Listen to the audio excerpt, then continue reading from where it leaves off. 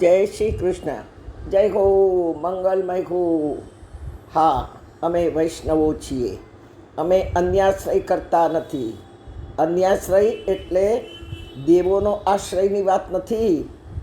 અમે કામ, ક્રોધ, લોભ, મોહ, મદ, મત્સર, ઈર્ષા, પ્રશંસા, એવોર્ડો આ બધાના આશ્રય જીવીએ છીએ.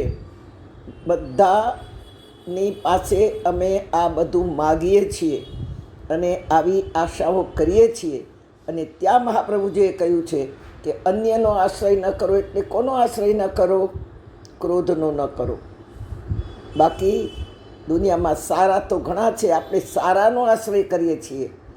મારા એટલે મારા પ્રભુ, મારા ઠાકોરજી, એને આશ્રય આપણે નથી.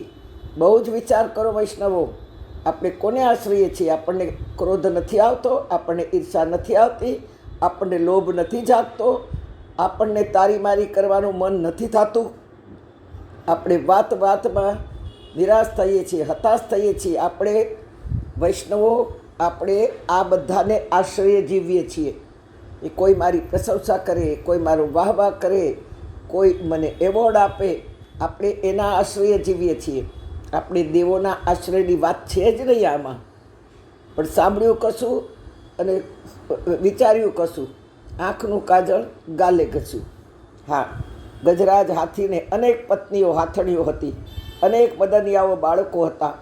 પણ એક દિવસ મગર એટલે કાળે હાથીનો પગ ખેંચ્યો. હાથીએ છોડાવવા ખૂબ જ પ્રયત્ન કર્યો, પણ છૂટી ન શક્યો. હાથણીઓ પતિને બચાવવા આવી, પણ કાળ મગર બહુ ભયંકર હતો. યુવાન મદનિયાઓ પણ પિતાને બચાવવા આવ્યા. અનંત પરિવારના સભ્યોએ ખૂબ મહેનત કરી, પણ ગજરાજ ડૂબતો ગયો, ડૂબતો ગયો, ડૂબતો ગયો. પણ જન્માંતરના કોઈ સંસ્કાર હશે અને હાથીને ભગવાન યાદ આવ્યા. હાથણીને રાજી કરવા સરોવરના તળાવમાંથી તળિયેથી લાવેલું કમળ સૂંઢમાં ઉચકી પ્રભુ હરિનારાયણને હાંક મારી, પ્રભુ, મારું દુનિયામાં કોઈ નથી.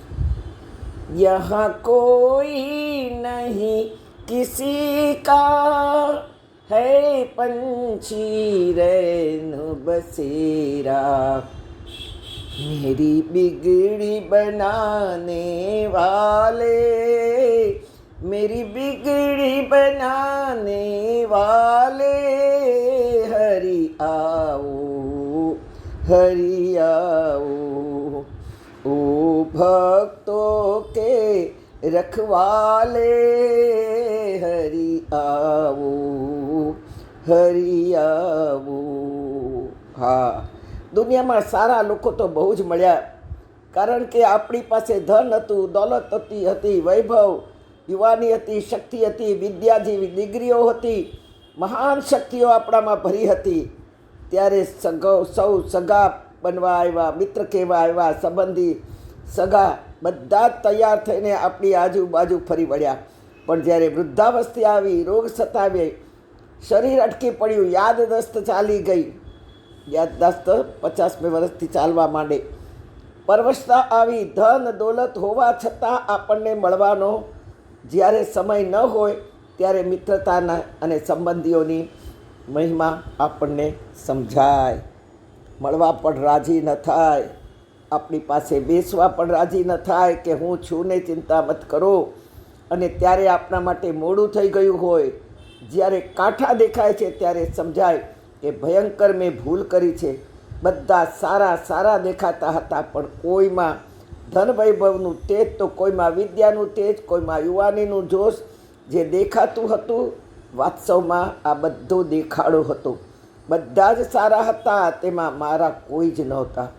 ત્યારે થાય કે મારામાં જે રાત દિવસ 24 કલાક મારી સેવા કરે છે, આપણે શું સેવા કરીએ? સાક્ષાત ઠાકોરજી પરમાત્મા આપણી સેવા કરે છે. ભૂખ લગાડે, તરસ લગાડે, સ્મૃતિને સંભાળે. દુઃખના દિવસોમાં મામા માસી કાકાઓ, અરે મા બાપને પણ હાંક મારી જોઈ, કોઈ કાંઈ કરી શક્યું નહીં.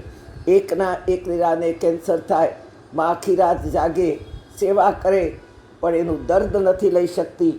હા, ત્યારે આપણે ઘણાને હાંક મારીને જોઈ, કોઈ આવ્યું નહીં, કોઈ કાંઈ કરી શક્યું નહીં.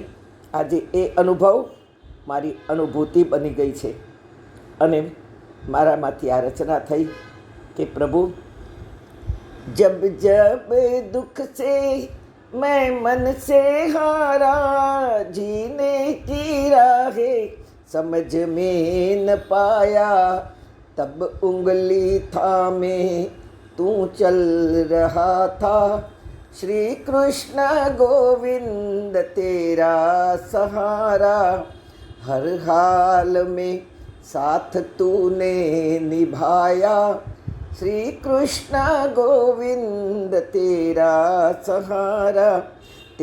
ही सहारा तेरा ही सहारा।